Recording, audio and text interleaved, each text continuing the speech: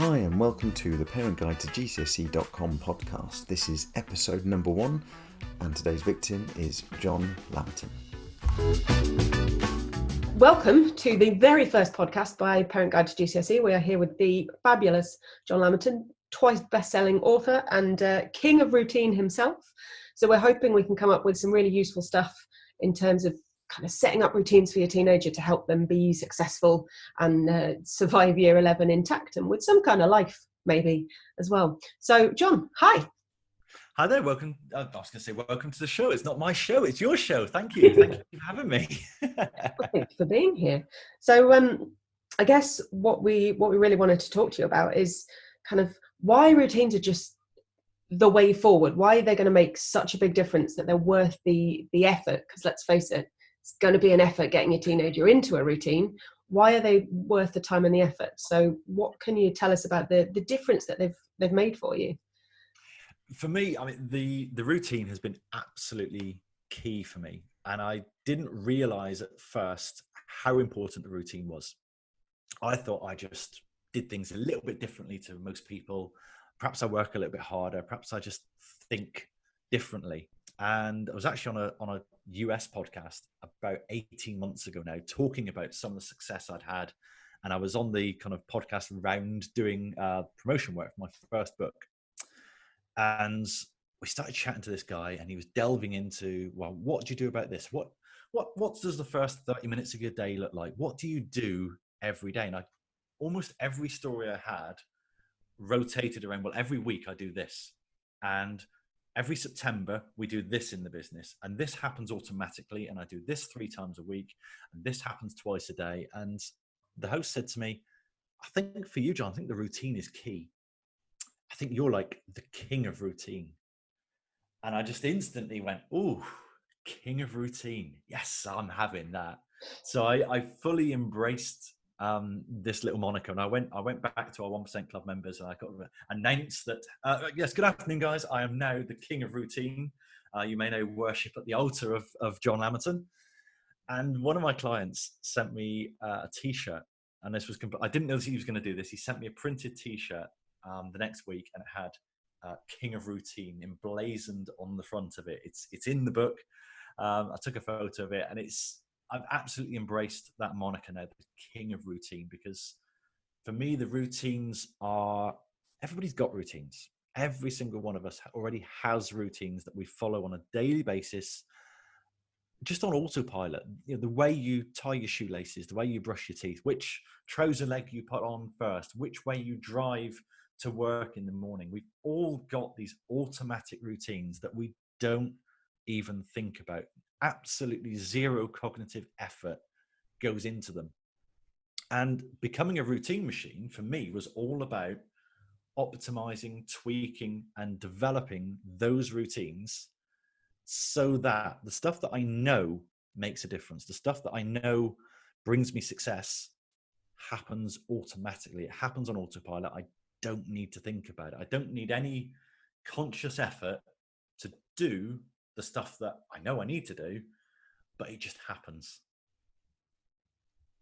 Yeah. So, I mean, we've both read the book and loved the book. I think I've read it twice now, and both times I've needed to do it with a pen and paper nearby because I come up with things and I go, oh, I should really do that.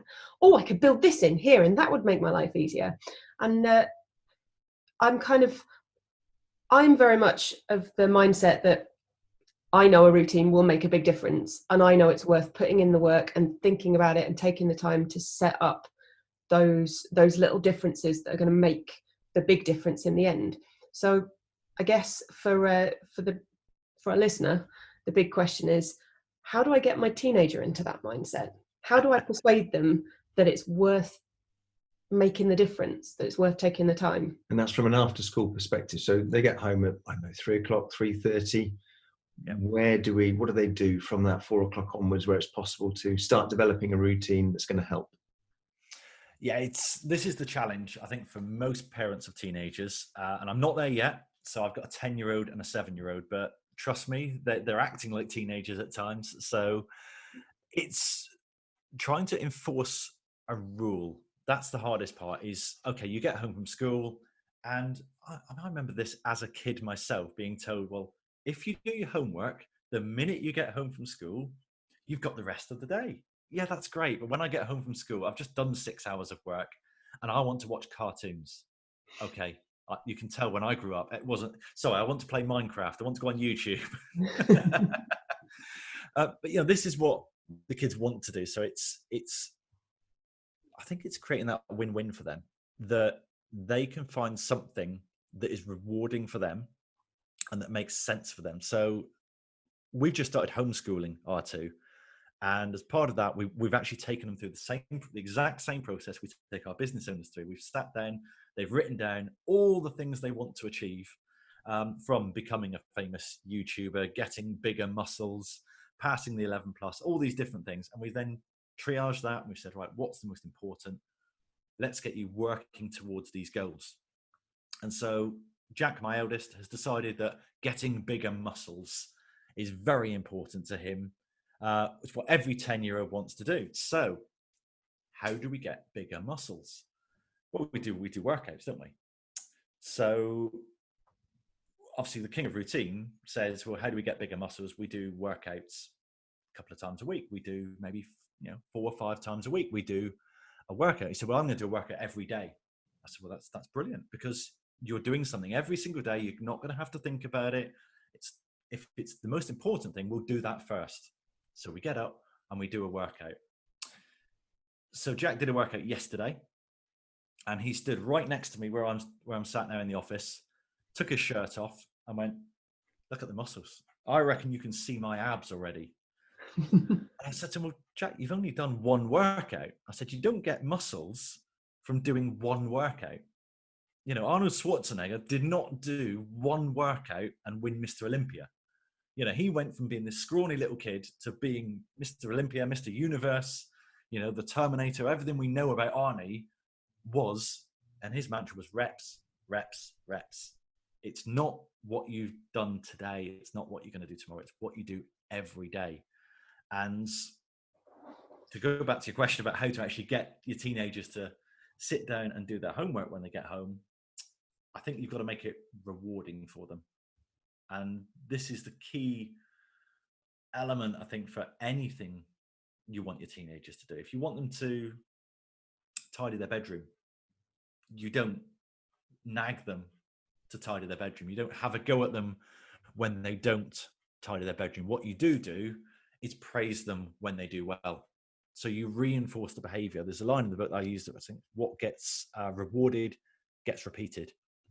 And you'll find this now. If you can encourage them to do the homework the minute they get home from school and say, look, if we do this, then this will happen. So thank you, Chewy. Yeah. So let's say you get home from school, it's 4 o'clock and you've got an hour's worth of homework to do. So at 5 o'clock, this is what you announce to them, at 5 o'clock, we are going to the park, or we are going to play Lego together, or we are going to go and get an ice cream. We're going to do something at 5 o'clock. Once you've done your homework. As soon as you've done your homework, we're going to do something fun. We're going to do something enjoyable. We're going to do something you want to do, or let them choose. What do you want your reward to be? And do you remember when you were potty training the little ones, or, trying to get behavior going, you'd have a sticker, you'd have a star chart.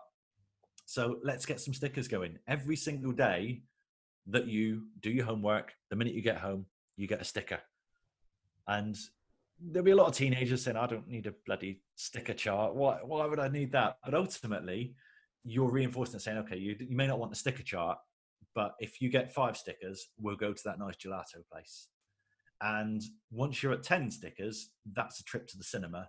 And once you're at 50 stickers, that's a new Xbox game. And you can exchange these stickers, but just make it simple to earn one. So actually, if you know your child is going to get in just before 4 o'clock and they've got an hour's worth of work to do, then earning the sticker happens every time you finish your homework before 5 p.m. or 5:30 or whatever.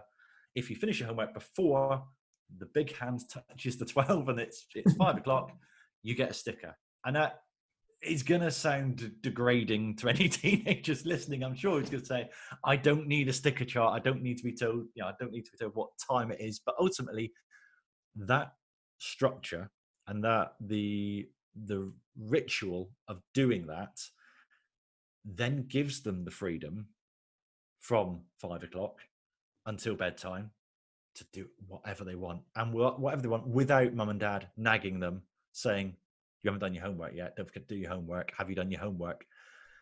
And it creates that expectation. So I can now say to our boys, and they know that the rules are the rules, no screen time before school. Okay. Jack's practicing for the 11 plus. So he's done his first exam last Saturday. He's doing the final one next Saturday. So he's been doing lots and lots of practice papers. So guess how many papers he's done? 1 a day. And that's the routine is, okay, first thing you do before you do anything else, you're going to do a paper. And to begin with, that was very, very difficult because he didn't want to do a paper. And ultimately, the way we got him to do that was to say, it's the first thing you do. It's the most important thing. We're going to do that first every day. The days where he would wake up, play on his Xbox for a couple of hours, watch some YouTube videos, and then mum and dad would come along and say, yeah, come on, Jack, you need to do a test. That's when the toys got through at the pram, because all of a sudden I'm in Xbox mode, I'm in Minecraft mode, I'm in YouTube mode. Mum and dad have come and interrupted my fun and told me to do the boring, horrible work that I don't want to do. That's now going to take me 2 hours rather than 50 minutes because I'm going to moan and I'm going to whine about it and I'm going to throw my toys out the pram. Whereas, and in business terms, we talk about eating the frog, doing the difficult thing first, get it out of the way, and then having the rest of the day free. Now, certainly, I can't vouch for teenagers, but I used to be one, but as a 10-year-old, certainly, you can't reason with them and say, if you do this first, you're going to have the rest of the day, because the logic is just, but I don't want to do that now. So let's just make it rewarding. Let's reinforce the positive when they do it. And yeah, I'm sorry, but nagging doesn't work. It's No. Believe me, I've tried it and I've been on the other side of it. It doesn't work at all. No, and one of the things we've talked about in the blog is the kind of the brain development side of things, and the fact that as a teenager, your prefrontal cortex isn't quite there yet, and that's the part that makes all the rational and sensible and grown-up decisions, and you're still kind of being ruled by monkey brain a lot of the time. What's fun? Let's do that. And so we've got that little obstacle there, because you can't reason with them, because that's not how their brains work. So have you found with Jack and with his practice papers especially, have you found that it's helped that he set himself that goal? Because you talk a lot in the book about your, like, the goals, the desire to hit the goals, and how that makes a difference. Did you find that made a big difference with him, that you could remind him this was what you wanted to do, this was the goal you set yourself? Oh, absolutely. I mean, he's struggled with the 11 plus, not in terms of his capability to do it. When he's doing practice papers, he's scoring high 90s%. What he does struggle with is mindset and self-esteem and self-confidence in his own abilities. And we've witnessed, since we've been homeschooling him, that we can almost split a test paper into 2 parts. The part where he had a good mindset and the part where he didn't have a good mindset. And I can't remember, I think it was about 2 weeks ago now, he started a practice paper. So the practice paper, I think, is 50 questions, and he got 18 questions in, and then he hit a hard question. I can't do this. This is rubbish. No, I don't want to do the 11 plus anymore. This isn't going to happen. This doesn't work. I can't do it. And just tears and tantrum. And we then did a sort of meditation session where we had a little bit of a pep talk, got him back and sat with him. He still answered the questions. And then we compared the 2 points, and where he'd had his wobble and he had the mindset of, I can't do this, this is too hard, I don't want to do it, he scored 47%. And where I was just sat with him, again, not answering any of the questions, but just reminding him, you're capable of doing this. What is the question here? 98%. So the only difference was his mindset. And that, I think, has been the hardest part about doing that. Going back to your question about desire, yes, absolutely. He's now got his goals written on a bit of paper that he's coloured in himself, and it's taped just below his television. So every time he's watching Xbox, he's watching Minecraft, if he happens to glance down, there's his list of goals.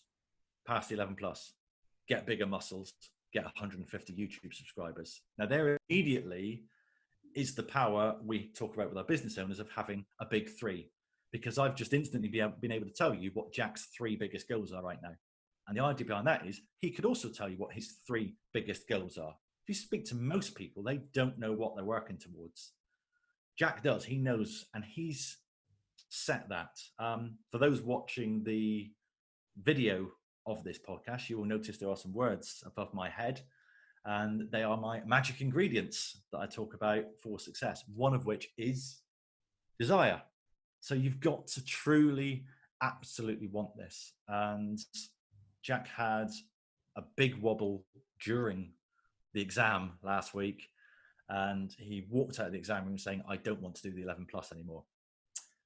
He's now back on it. He does want to do it, because the fact that he was saying, I don't want to do it anymore, was the monkey brain talking, saying, this is scary. It's hard.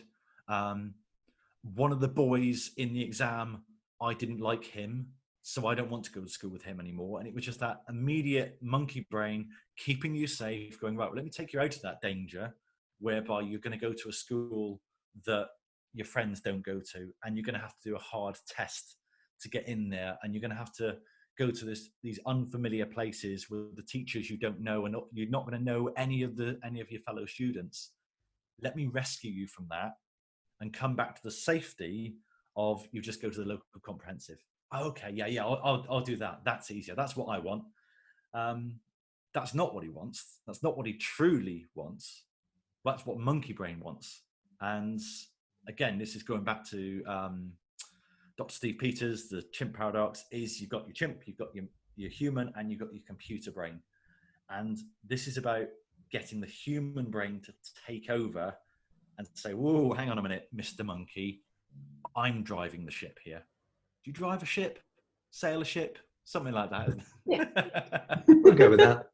But it's getting the human rational decision to ultimately decide, and the routines are all dictated by the computer.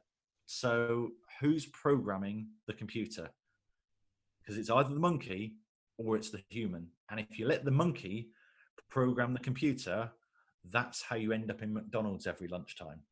That's how you end up never going to the gym.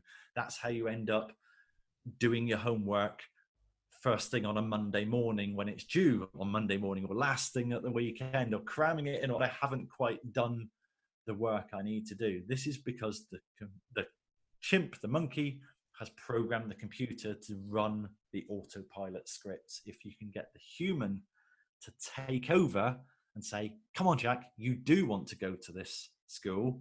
Therefore, I need to program the computer to get your mindset right, to be able to do the work, to be able to practice this, to get it done, to do the exam.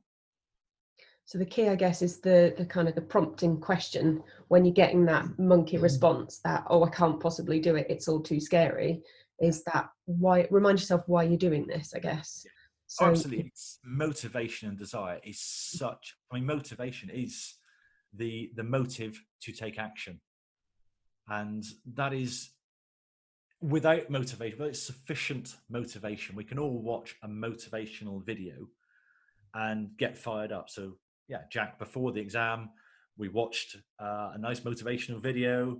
We listened to some Eminem and other pumping tunes on the way there. He got out the car, he did some sprints, and he went in, and he said to me afterwards, I went into that exam feeling, you've got this, you can absolutely do this.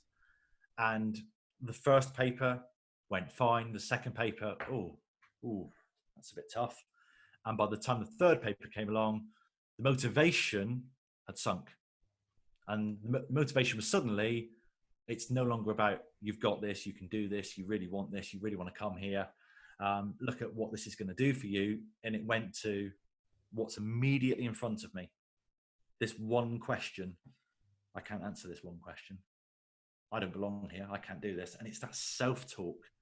And ultimately, if your desire is high enough, you'll do what's necessary. It's having that desire, those goals written down somewhere really clear for your teenager to make sure you can always refer back to that, basically. Yeah.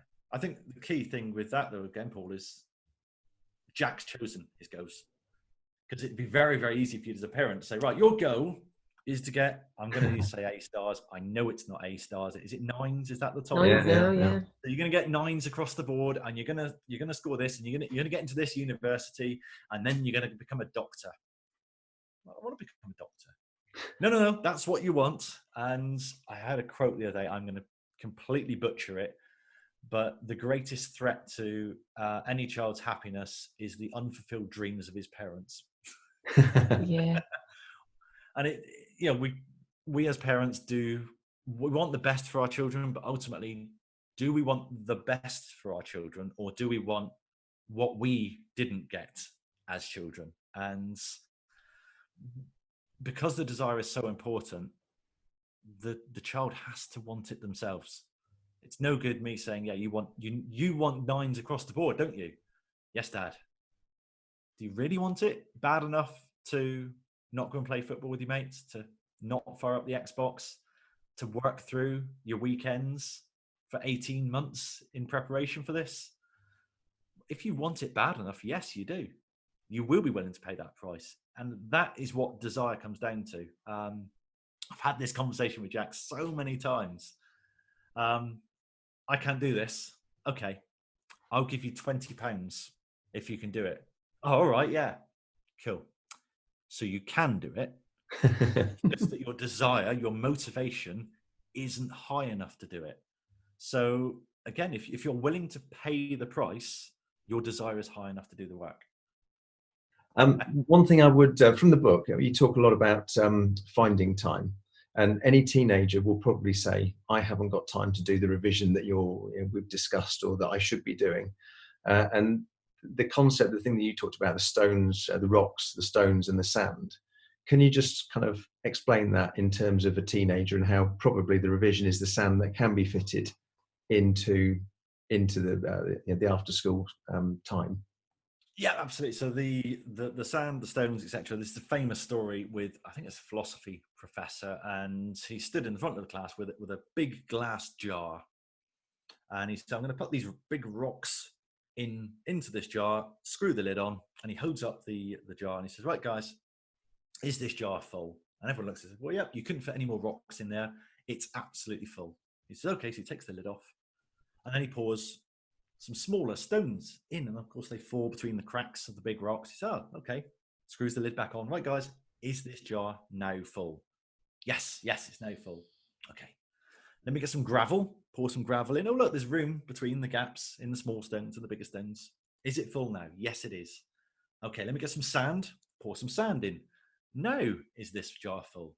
And of course, everyone's looking at this jar saying, "Well, there's absolutely no way you could fit anything else in that jar. It's full of these massive rocks, these smaller stones, these pebbles, the gravel, the sand. It's fully compacted. There's no room for anything else in there. Yep, that's absolutely full."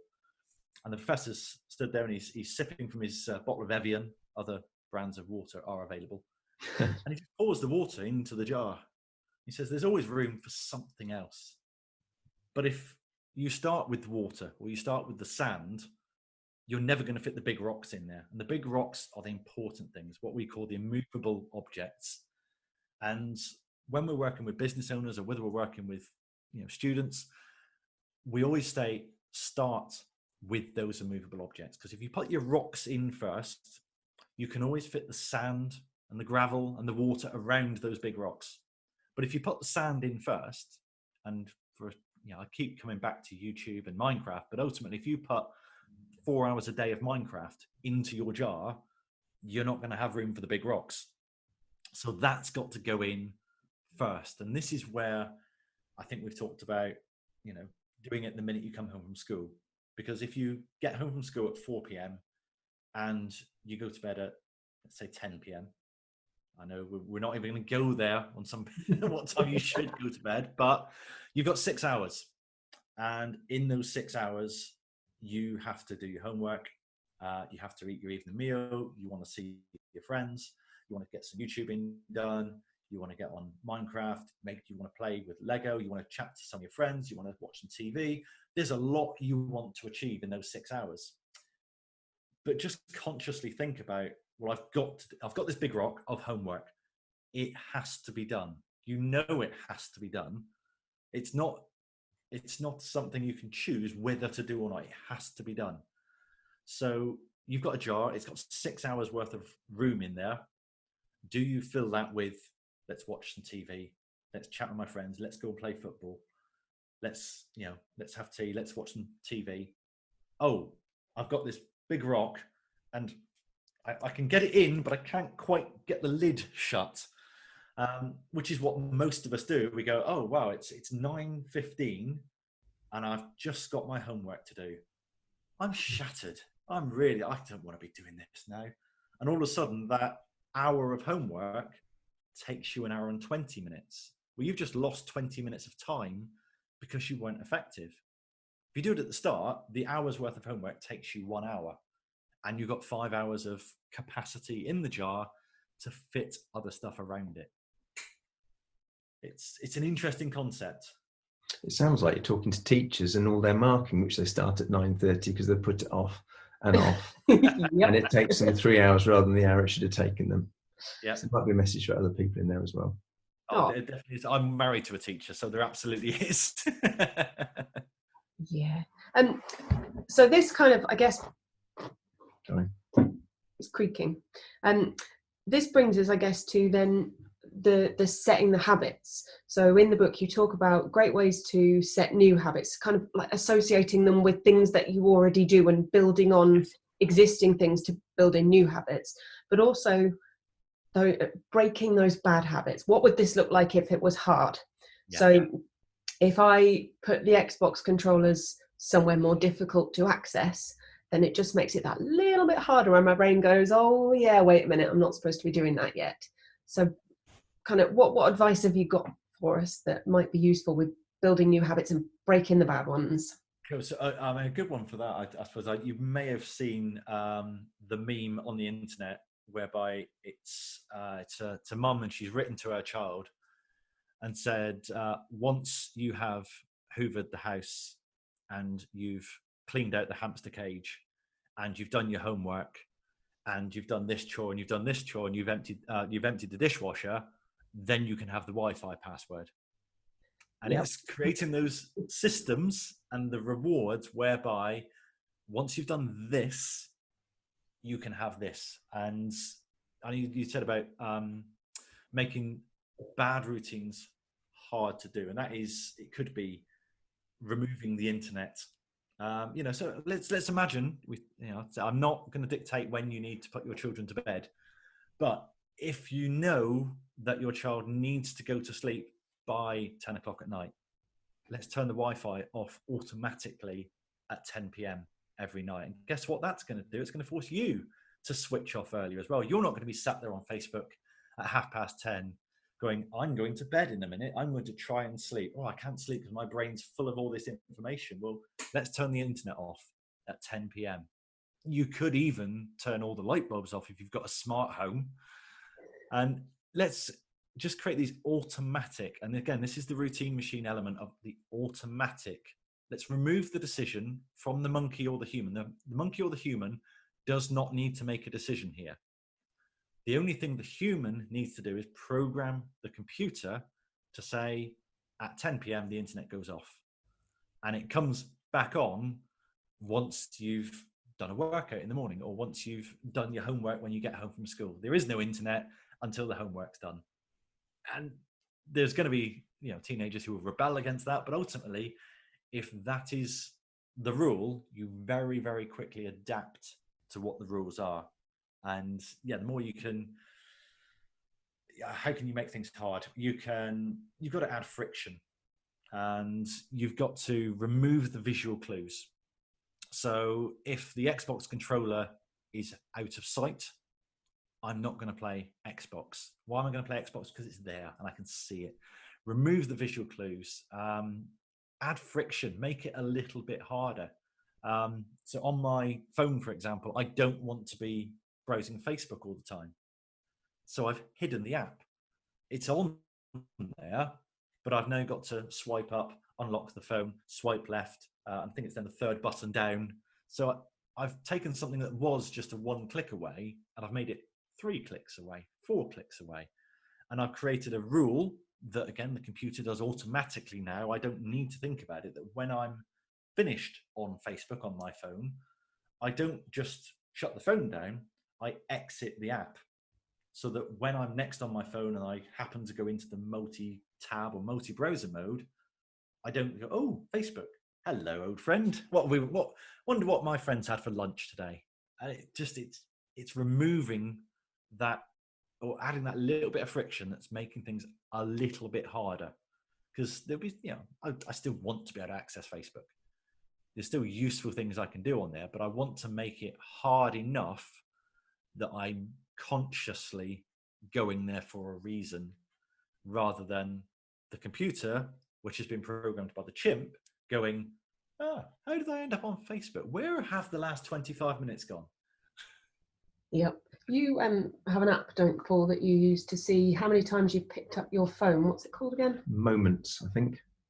So whenever he picks up his phone, it's like, oh, this is the 25th time you've picked up your phone today, which is often enough to scare you. Shame you into not. I love that. Yeah.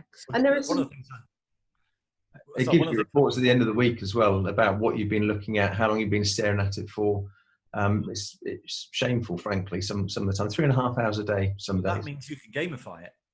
Oh, yeah. You can absolutely, because once you've got some data, and this is one of the things we talk about in the book, is we have, so we created this spreadsheet which automatically tracks, so your 30-day average, your 60-day average, your 90-day average for any habit you want to track. So let's say you wanted to be on your phone less. You've got the data from Moments now that literally once a day or once a week, you can type in, today I spent 73 minutes on looking at my phone or picking up my phone. I picked up my phone 48 times. And you can just say, all I want to do is get that average under 20. And tomorrow you'll pick it up 15 times. You're like, yes, I'm under my average. And it doesn't matter if you have a bad day or you have a day where you need to do stuff on your phone, and you can have a day where it's 180. It's going to push your average up. But ultimately, all you're concerned about is your average. Again, it comes back to what you're doing today doesn't matter. Jack doing one workout is not going to give him muscles. Eating a burger today isn't going to make you fat. But if you have one every single day for lunchtime, yes, it will. And it's about routinely optimizing these daily habits to serve you rather than to hurt you. What's your advice when it comes to phones then, and teenagers and revising? I would remove them. I think that, or airplane mode. So I've written 2 books now, and when I'm writing, I want to be writing.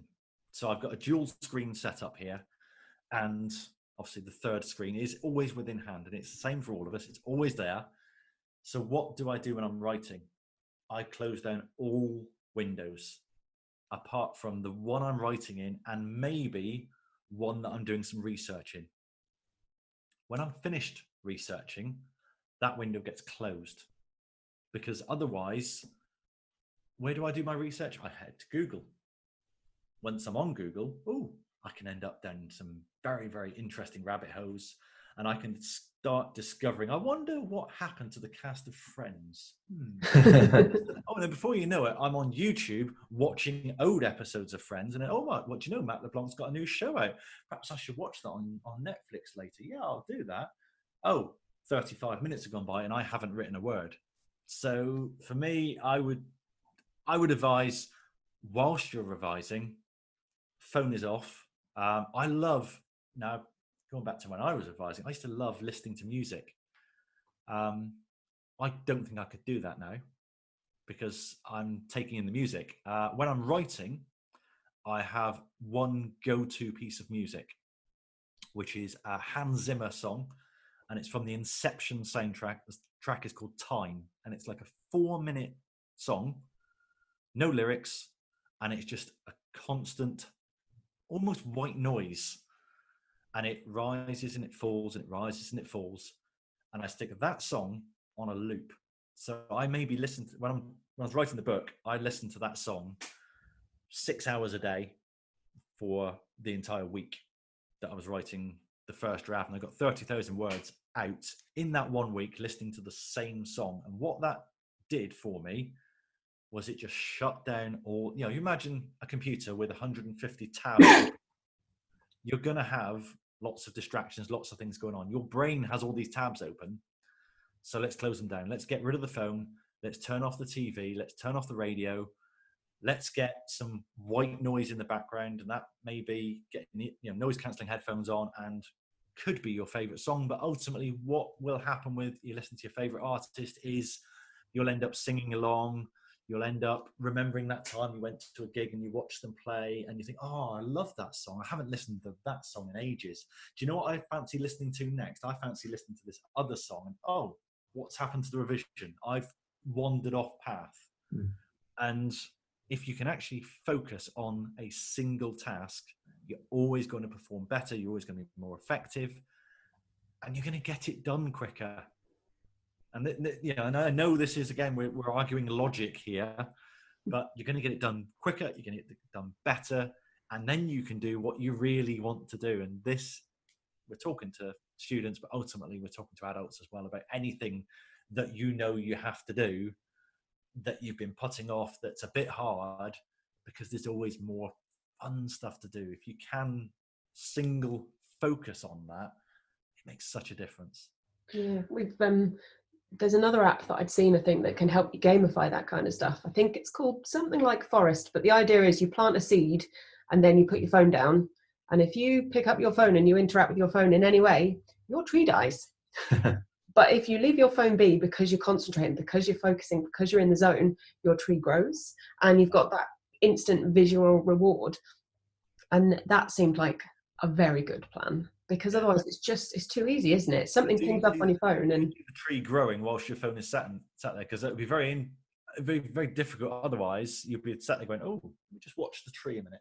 I think the tree only works if your phone is off. I don't know. I've not tried it. I should.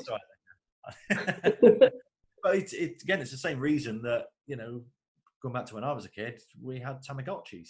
Oh, yeah. This little, a couple of pixels, which was meant to be a cat or a turtle, and you had to keep them alive. Now, ultimately, you were playing a game there, but you were focusing and choosing where your attention went on a regular basis. If you don't, and that was the opposite of this. It was, you need to pick it up every 3 hours and press the button to feed it, otherwise it dies. Yeah, I guess teenagers nowadays, or certainly one of ours in particular, is very much all about his Snapchat streaks. So on Snapchat, if you Snapchat with someone, I guess once a day, every day, you build up a streak. And I know that on the occasions we've had to confiscate his phone because he's been less than beautifully behaved, he's got quite cross about losing all of his Snapchat streaks because he wasn't able to get to his phone that day.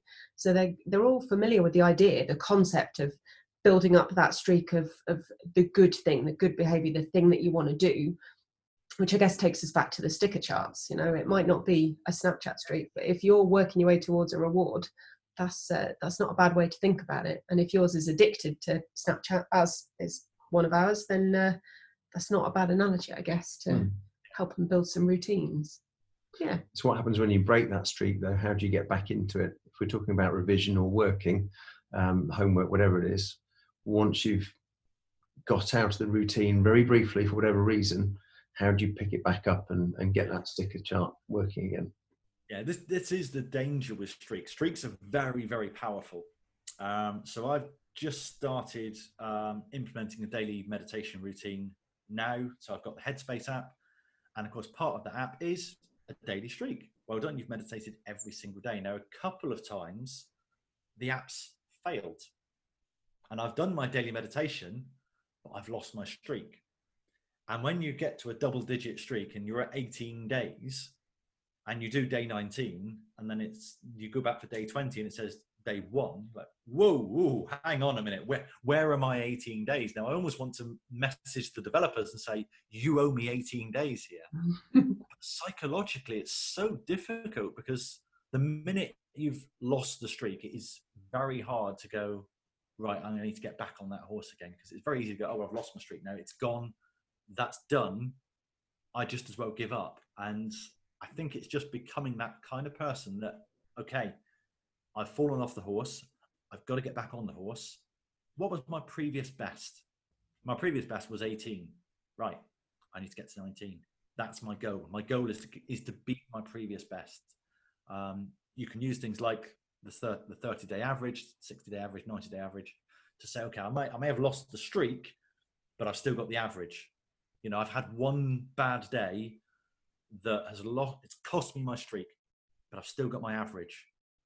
So I can maintain the average by getting back on it straight away. And then I start building up my next streak. And then I start aiming for my previous best. No, that kind of resonates with me because I started doing sit-ups, having read your book and talking about stickers, etc. I got to about day 27, something went horribly wrong, and that was about a week ago. So I need to get back on and get up to number 27, 28 again. Yeah. Easier said than done, but it's about getting. It is, but I mean, ultimately, if you look at your 30-day average, you're still looking good. Yeah. But it's getting worse every day that you don't do it. I know. I like the quote, the only person you should try to be better than is yourself. Yeah. And just kind of not worrying about what everyone else is doing. Because I think a lot of the teenagers that we're hearing the stories of are kind of, they're looking at their friend who's doing that a little bit better than them, and everything seems to be that a little bit easier for them, and thinking, why can't I do that? Why aren't I must just be really stupid. I must, you know, and that's why I really like the idea of trying to beat your personal best, that I can keep getting that little bit better, that little 1% marginal gain that you talk about in the books, that just adds up to a massive difference afterwards. So it's just about, I guess, starting and keeping going and just trying to motivate yourself to do that kind of stuff. Now I've remembered the other question I was going to ask you, because I thought it would be useful. You talk in the book about when you stopped drinking alcohol, and that was one of the bad habits that you decided to break. And one of the challenges that you found with it was that it was that kind of the expectation, the reactions from your mates. What do you mean you're having sparkling water at the pub? And I guess if we've got teenagers who are trying to set themselves those great routines, and then they've got their mates going, what do you mean you're not coming out? What do you mean you're not going to be on Snapchat in the next hour? What do you mean you can't get on Xbox Live? What's going on? Yeah.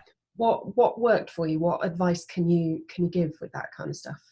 Yeah, for me, that was the hardest part about giving up the booze. It wasn't breaking the addiction, because that wasn't too bad. It wasn't really the automatic habit of, oh, it's Friday night, what am I supposed to be holding in my hand now? It was, what the hell am I going to tell my friends? Because there's this expectation that if we're going out, we're drinking. And we're going to the football, we're going to have some beers. We're going to have a curry, we're going to have some beers with that. If we're going out to karaoke, you ever been to karaoke sober? Not a nice place to be. That would not sound good. It did not. I think personally my singing was better, but you know, who am I to tell? But that was for me the hardest part, was actually going out and telling people. And I lied to begin with, and I just said, I don't really feel like drinking tonight. You know, I don't. In my head, I thought, no, I've given up. But I still said to her, I just don't feel like I'm feeling a bit under the weather, or I'm driving, and I'd make an excuse that was socially acceptable. Oh, I can't right now. So ultimately, you know, teenagers can use excuses. Mum and dad have told me I can't.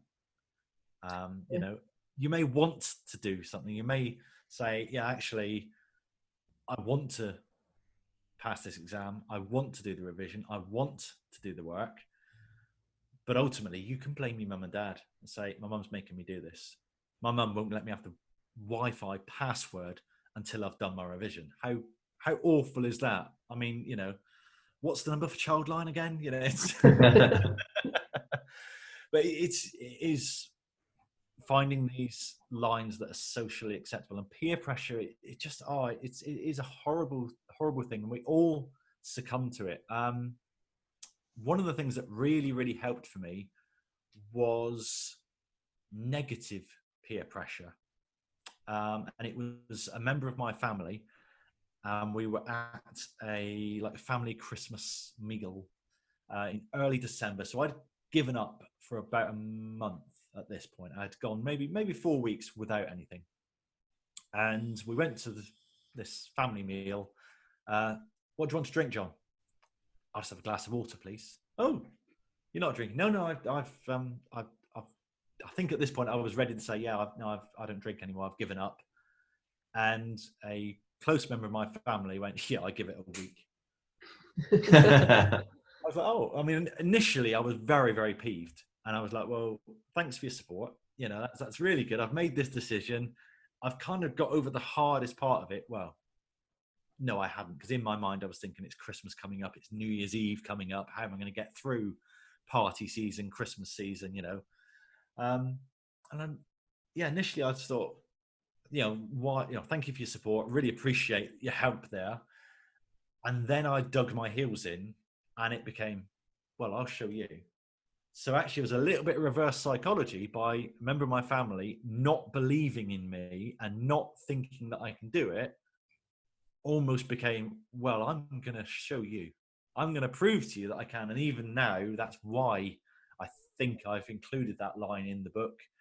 Nearly 6 years later, of I give it a week. Well, it's been 6 years now, so.